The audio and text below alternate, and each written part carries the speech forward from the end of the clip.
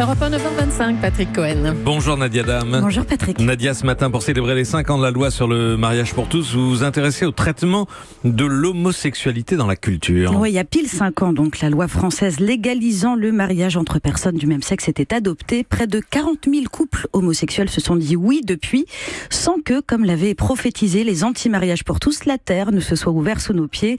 Pas de fin de la civilisation, pas encore, ni apocalypse, ni colère de Dieu qui se serait abattue sur nous. Alors en 5 ans, on a subi quelques fléaux, la mode de la claquette chaussette, le retour du groupe Mano, mais ces punitions divines n'ont rien à voir avec le fait que l'égalité ait enfin triomphé. En revanche, effectivement, si on dresse un autre bilan de ces 5 ans, ce dernier sera plus nuancé, parce qu'en toile de fond des débats autour de la loi Taubira, il y avait aussi cette question de la manière dont l'homosexualité est représentée publiquement, des mots employés pour en parler, des avatars culturels choisis pour décrire les gays et lesbiennes. Et croyez-moi, on partait de très très loin. Il y a un documentaire qui se trouve sur Internet qui compile des archives de l'INA et qui rappelle comment la télévision parlait d'homosexualité il y a à peine 40 ans. Je cite: peut-on, doit-on soigner l'homosexualité ? L'homosexualité présente-t-elle des dangers, non seulement pour ceux qui y sacrifient, mais encore pour les autres ? Quelle est la place de l'homosexualité moderne dans la société ? Ça, c'était du Philippe Bouvard en 1977.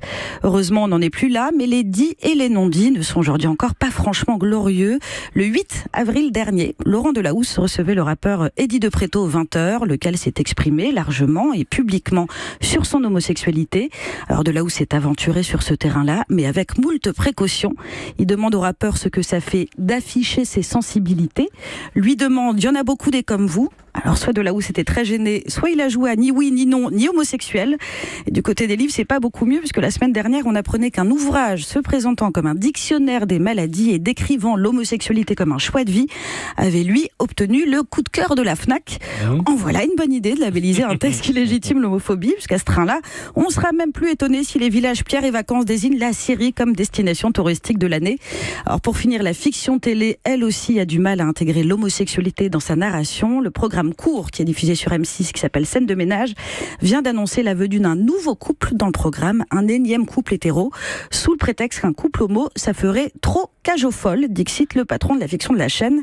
Alors heureusement, et je n'aurais jamais pensé prononcer cette phrase un jour, il y a la série Plus belle la vie. C'est dans ce feuilleton qu'a été célébré le premier mariage entre deux hommes à la télé française. Il y a plusieurs couples lesbiens qui apparaissent dans cette série. Il y a également été question d'adoption homoparentale et un acteur transgenre a intégré le casting. Alors si une série dont les acteurs ont l'air d'être doublés alors qu'ils jouent en français et dont les paroles du générique font rimer belle avec elle parvient à être inclusive et moderne, on peut tous y arriver. Sans doute. Merci à vous Nadia Dame et à demain. Europe 1.